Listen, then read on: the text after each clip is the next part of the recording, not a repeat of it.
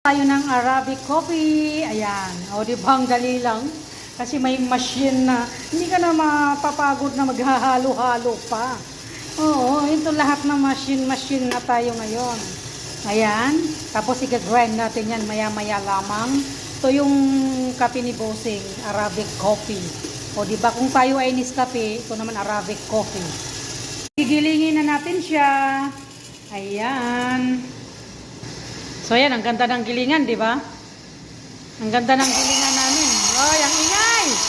So, ayan na guys, ang ating Arabic coffee. Giniling natin. Ayan. So, ayan, ititimpla na yan ni Bossing araw-araw. Si Bossing minsan, kami naman minsan. Ayan. O, di ba? Ang bango. Grabe. Ganyan ang kanilang Arabic coffee. Tayo naman Nescafe. So, yun lang guys. Thank you for watching.